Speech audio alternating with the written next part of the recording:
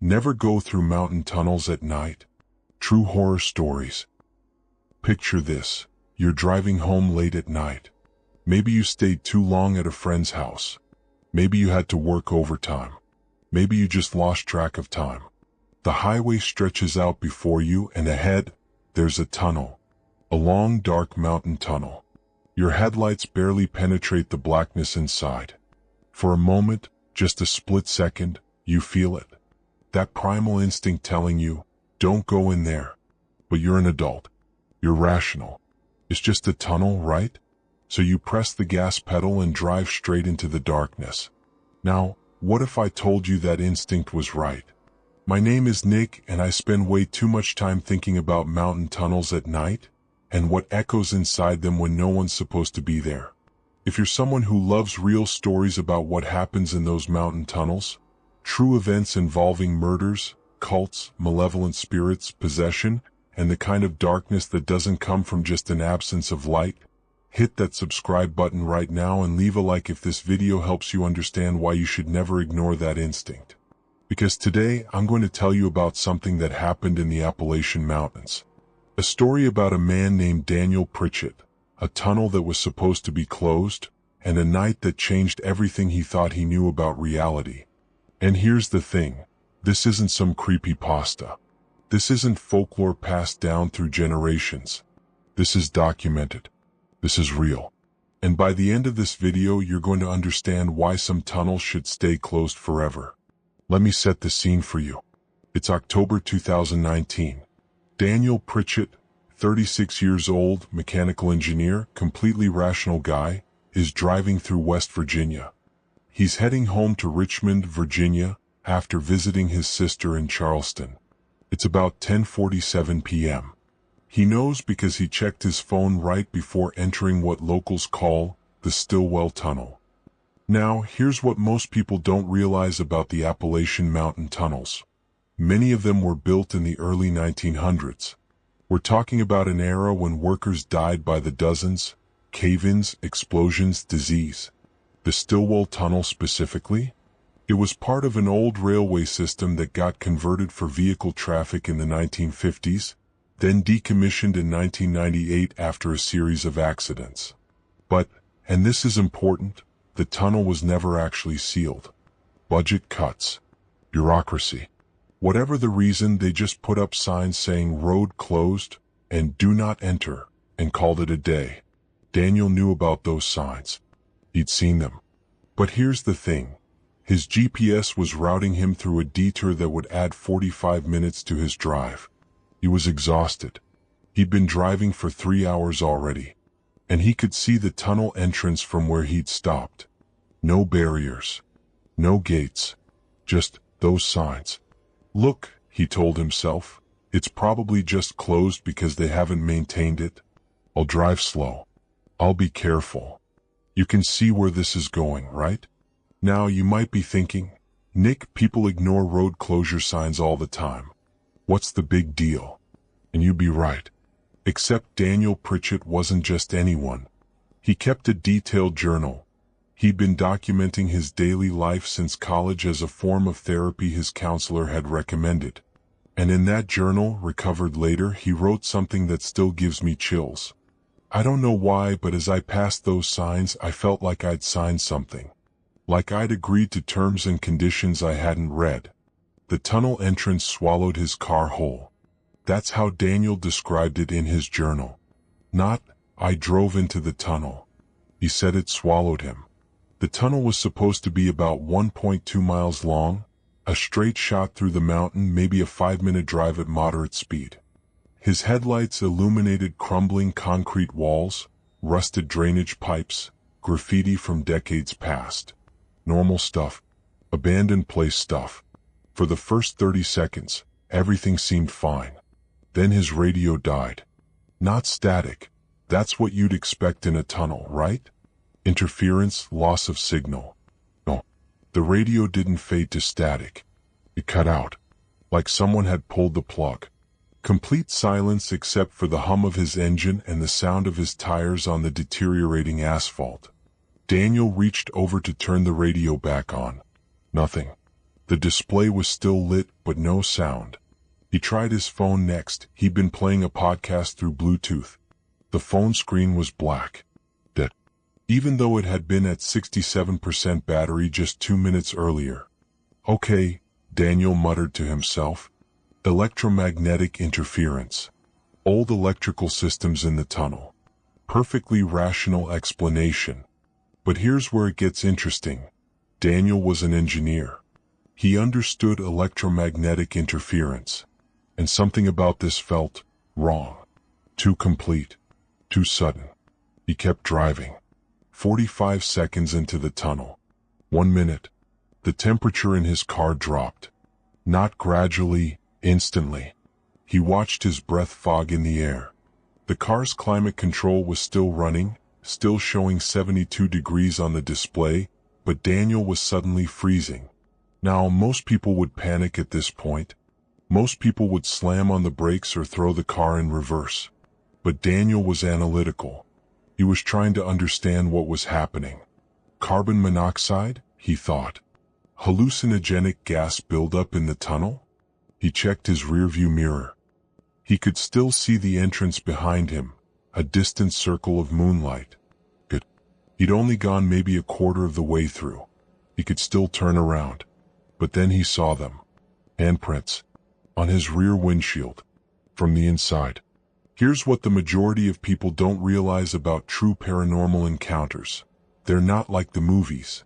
There's no dramatic music. No jump scares. Just this creeping, suffocating realization that the rules you've lived by your entire life have suddenly stopped applying. Daniel stared at those handprints in his rearview mirror. Small handprints. Child-sized. Condensation on the inside of his rear window, like someone had pressed their hands against the glass from inside the car. He was alone in the car. He had been alone in the car. Stay rational, he told himself. The temperature drop caused condensation. It's just moisture patterns. Pareidolia. I'm seeing patterns that aren't there. But even as he thought it, he knew it was bullshit. Because those handprints were perfect. 4 fingers and a thumb. 2 complete handprints, side by side, like a child pressing against the glass to get a better look at something outside. Or trying to get out. Daniel's hands were shaking on the steering wheel now. He pressed the accelerator, trying to speed up, trying to get through the tunnel faster. But here's the thing, and this is where his journal entries become really disturbing. The tunnel wasn't ending. He'd been driving for 2 minutes now. Then 3. Then 5. At 35 miles per hour, he should have been through a 1.2-mile tunnel in about 2 minutes. But the exit wasn't getting any closer. The circle of darkness ahead remained constant, unchanging, like he was driving on a treadmill. And that's when he heard it. A voice. A child's voice. Coming from his back seat. Where are we going? Now you can be thinking, Nick, this sounds like every horror movie ever made. Creepy kid voice in the back seat? Come on. And I hear you. But here's what makes Daniel's account different. The specificity. The details. The way he documented everything. Daniel didn't scream. Didn't swerve. He kept his hands on the wheel, kept his eyes on the road, and very slowly, very carefully, adjusted his rearview mirror to look into the back seat. There was a child sitting there. A girl. Maybe 7 or 8 years old. Dark hair hanging in front of her face. Wearing what looked like a nightgown, white, stained with something dark around the collar. She was sitting in the middle of the back seat, hands folded in her lap. She tilted her head. Where are we going? She asked again. Daniel's throat had gone completely dry. Every instinct he had was screaming at him to look away, to not engage, to pretend he hadn't heard her. But Daniel was a father. He had a daughter, Emily, who was 9 years old. And some part of his brain, the dad part, the protective part, couldn't ignore a child's voice asking for help. Who are you? He managed to whisper. The girl in the back seat smiled. And Daniel would later write in his journal that it was the wrongness of that smile that finally broke through his rational mind. Because she smiled with too many teeth. Not like she had extra teeth, but like her mouth was too wide, stretched too far. "My name is Sarah," she said. "We've been waiting for you." That's when Daniel noticed the others. Not in his car, around his car. Pressing against the windows. Faces in the darkness outside. Dozens of them. Hundreds of them. Men, women, children. All of them with that same wrong smile. All of them with eyes that reflected his headlights like animals. And they were all walking alongside his car, matching his speed exactly, even though he was going 35 miles per hour. Okay, let's pause the story for a second. Because you need to understand the history of the Stillwell Tunnel to understand what Daniel was experiencing. I did research after reading Daniel's journal. Police reports, newspaper archives, historical records. And here's what I found. The Stillwell Tunnel was constructed between 1911 and 1914. The project employed about 340 workers, mostly immigrants, Italian, Irish, Polish. They lived in a work camp at the north entrance of the tunnel. The conditions were brutal. Cave-ins were common. Dynamite accidents were common. But that's not the worst part. In 1913, a fire broke out in the work camp. It was winter, January. The workers had been burning coal to stay warm, and somehow, accounts vary, one of the heating stoves tipped over in the middle of the night. The camp went up like kindling. 73 people died in that fire. 26 of them were children. Workers' families lived in the camp too. But here's where it gets really dark. According to witness testimony from survivors, the tunnel itself became part of the tragedy. When the fire broke out, people ran into the tunnel to escape the flames. They thought the tunnel would be safe, stone and concrete, nothing to burn. They were wrong. The fire created a backdraft effect. The tunnel became a chimney. Smoke and superheated air got sucked into the tunnel, turning it into a massive oven. People who ran inside to escape the fire died from smoke inhalation and burns in the darkness, disoriented, unable to find their way out. They found bodies in that tunnel for weeks afterward. And here's what most people don't realize. The construction company never stopped work. They sealed up the section where most of the bodies were found, just bricked over a whole section of the tunnel, and kept building. The tunnel opened on schedule in 1914. So when Daniel Pritchett drove into the Stillwell Tunnel that night in 2019, he was driving through what was essentially a mass grave. Back to Daniel. He was surrounded now. The faces pressed against his windows weren't threatening exactly. They were watching, studying him. Like he was a specimen in a jar. The girl in his back seat, Sarah, leaned forward. He could feel her breath on the back of his neck even though she was several feet away. Cold breath, like air from a freezer. "You're not supposed to be here," she said. "But you came anyway. So now you have to choose." "Choose what?" Daniel's voice cracked. "You can turn around," Sarah said. "Go back the way you came. But if you do, you have to leave something behind." "Leave what behind?" Sarah's smile widened. "Something you love. A memory. A person. Part of yourself. The tunnel needs payment for passage. You entered without permission." Daniel's mind was racing. This was insane. This wasn't real. This couldn't be real. "Or," Sarah continued, "you can keep driving forward. Reach the end. But you won't be the same when you get there. You'll know things. You'll see things. You'll understand what we understand." "And what's that?" Daniel asked. "That there's no such thing as death. Not really. Just different rooms in the same house." Now here's where Daniel's engineering mind kicked in. Because even in the middle of this nightmare, even surrounded by impossible things, he was still trying to solve the problem. "What if I don't choose?" he asked. "What if I just stop the car and wait?" Sarah tilted her head again. That too wide smile never faltered. "Then you stay here with us. Forever. Driving in circles. Never reaching the end. Never finding the beginning. Just here." Daniel looked at his speedometer. Still showing 35 miles per hour. He looked at his odometer. The numbers were spinning backward. "How long have you been here?" he whispered. Time doesn't work the same way in between, Sarah said. For me, the fire was last night. For Thomas, she gestured to one of the faces outside Daniel's window, a man in work clothes covered in soot. It's still happening. For you, it's a choice you haven't made yet. Daniel Pritchett sat in his car, surrounded by the dead, and had to make a decision. Here's what he wrote in his journal later, and this is the part that gets me, the part that makes this feel so real. I thought about Emily, my daughter. I thought about what I would lose if I turned around. Would it be the memory of her birth? Her first word? Would she simply forget I existed? Would I forget her?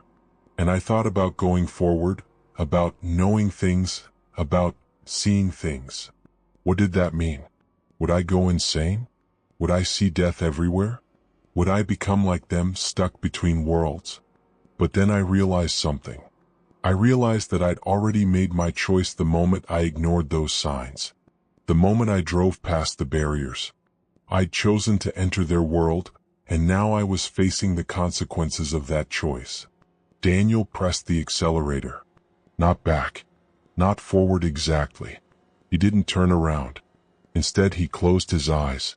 I'm sorry, he said to the faces at his windows. To Sarah in the back seat. I'm sorry for what happened to you. I'm sorry you died the way you did. I'm sorry you're trapped here. But I can't stay. I have a daughter who needs her father. I have a life I need to get back to. Sarah's smile finally faded. That's not one of the choices, she said. I know, Daniel replied. But it's the only one I can live with. And then he did something that probably saved his life. He started singing. Not just any song. A lullaby. The one he used to sing to Emily when she was a baby. Hush, little baby. The faces at the windows began to fade. Not disappear, fade. Like someone was turning down their opacity in Photoshop. Sarah in the back seat flickered like a TV losing signal. That's not fair, she whispered, and for the first time she sounded like what she really was, a scared child. You're reminding us. Reminding you of what? Daniel asked, still singing between words. That we used to be alive. Daniel drove with his eyes closed and singing that lullaby for what felt like hours. In reality, according to the timestamps on his car's computer system recovered later, it was 17 minutes.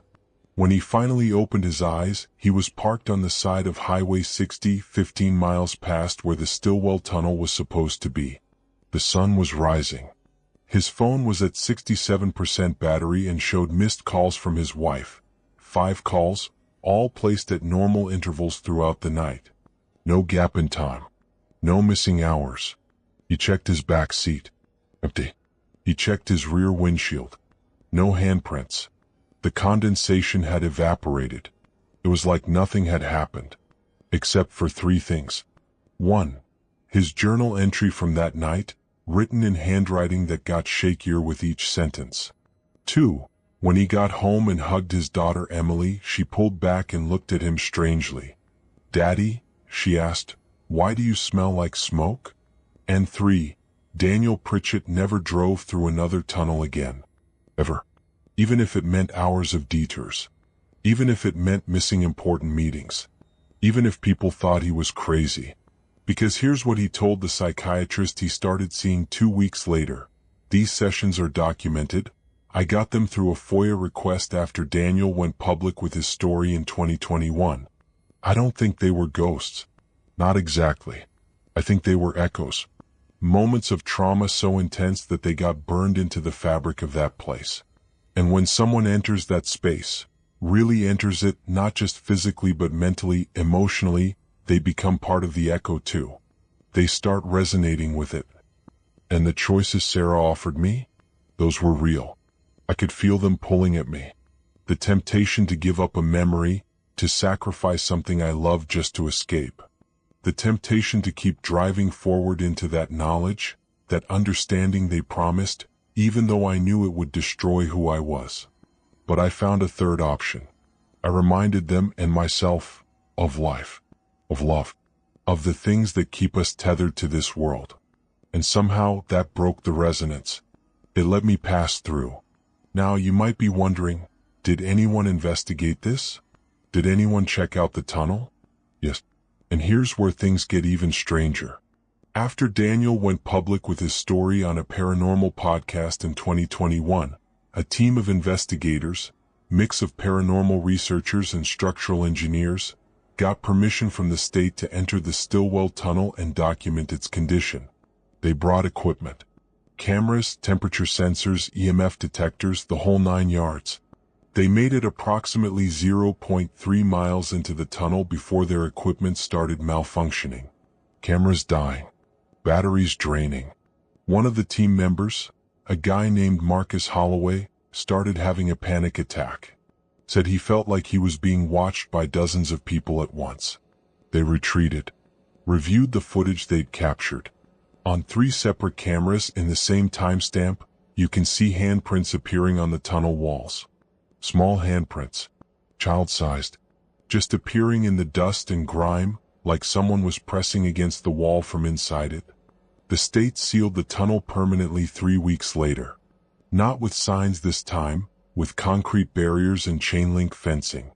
Official reason: structural instability and safety concerns. Unofficial reason: one of the state engineers who approved the sealing told a local reporter, "Off the record, some places are thin. The barrier between here and there. The Stillwell Tunnel is one of those places. And it's getting thinner." But here's what really keeps me up at night. The Stillwell Tunnel isn't unique. After Daniel's story went public, others started coming forward. People with similar experiences in tunnels across Appalachia.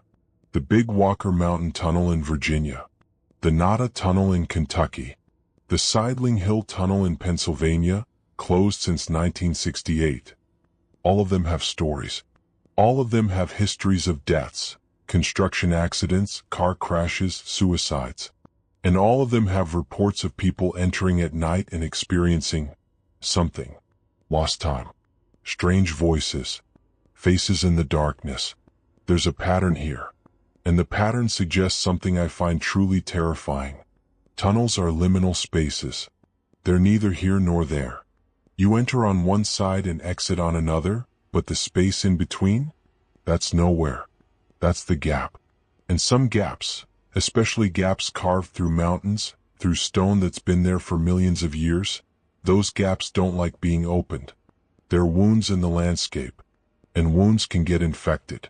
The things that gather in those wounds, the echoes, the trapped moments, the resonances, they're not evil. That's what Daniel always insisted. They're not demons. They're not trying to hurt people. They're just stuck. And they're lonely. And when someone enters their space, they reach out. They offer choices. They try to make connections the only way they know how. But their understanding of connection, of choice, of reality, it's broken. Shattered by trauma and death and being trapped for decades in a space where time doesn't work right. So when they offer you a choice, when they ask you to pay for passage or to stay with them or to keep driving forward into understanding, they don't realize what they're asking you to sacrifice. They don't understand anymore what it means to be alive. Daniel Pritchett still has nightmares. He told me this personally when I interviewed him last year for research on this video. Yes, he's real. Yes, I talked to him. His full account is documented in multiple places, including sworn statements to police and therapists. He dreams about the tunnel. About Sarah in his back seat. About the faces pressed against his windows.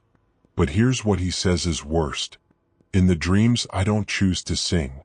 I don't choose to remind them of life. I choose to go back. Or I choose to go forward. And then I wake up not sure which choice I made. Not sure if I'm really awake or if this, my life, my family, everything, is just the dream I'm having while I'm still driving through that tunnel. That's what trauma does. That's what encountering something truly beyond your understanding does. It makes you question the nature of your own reality. And that's why I'm making this video. Because there are probably dozens of abandoned tunnels near where you live. Probably hundreds across the country. Some are sealed. Some aren't. Some have signs warning you to stay away. Some don't. And late at night, when you're tired, when you're taking a shortcut, When that GPS routes you through an old, abandoned tunnel because it's technically still open, you're going to have to make a choice. You're going to have to decide whether to ignore that primal instinct, the one that says don't go in there, or to listen to it. Here's what I want you to understand. That instinct exists for a reason. It's ancient. It's pre-rational. It's the part of your brain that kept your ancestors alive when they were living in caves and had to worry about predators in the dark.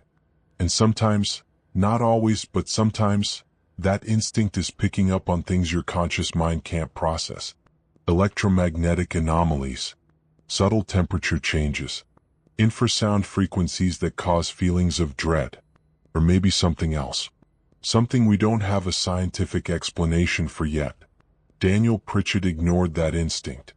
And while he survived, while he made it through, he paid a price for it. He lost something in that tunnel, even though he can't articulate exactly what. A sense of safety. A certainty about the nature of reality. A kind of innocence. Don't make his mistake. If you take nothing else from this video, take this. Mountain tunnels at night are not safe.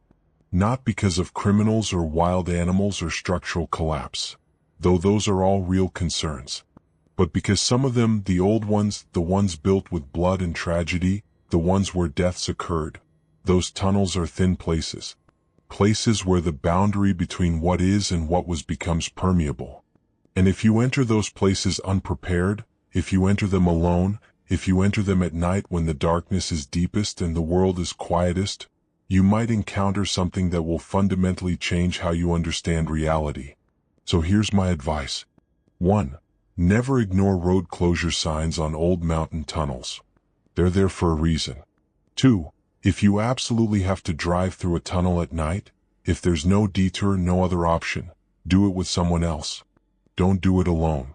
There's safety in numbers, and there's something about having another living person with you that seems to disrupt the resonance effect Daniel described. 3.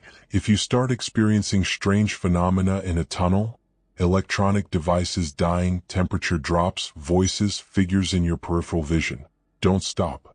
Don't engage. And for God's sake, don't accept any choices or propositions offered to you. Just keep driving. Keep your mind on something that connects you to life. A song, a memory, a prayer, whatever works for you. And 4. If you make it through, if you have an experience like Daniel's, don't keep it to yourself. Document it. Tell someone. Get professional help if you need it. Because trauma like that doesn't just go away, and the worst thing you can do is pretend it didn't happen. The Stillwell Tunnel is sealed now. You can't enter it even if you wanted to. But there are others. Hundreds of others. Across Appalachia, across the Rockies, across any mountain range where tunnels were carved through stone decades ago, where workers died, where accidents happened, where the thin places formed. They're waiting. Not with malice, but with a kind of terrible patience. Waiting for the next person who ignores the signs, who drives into the darkness, who makes that choice without understanding the consequences. Don't let that person be you. My name is Nick, and I've spent way too much time thinking about mountain tunnels at night and what echoes inside them. If this video made you think twice about taking that shortcut through the old tunnel, then it's done its job. Hit that like button, subscribe for more true horror stories, and remember, some darkness isn't just the absence of light. Sometimes, it's the presence of something else entirely. Stay safe out there. And never ever go through mountain tunnels at night. The end.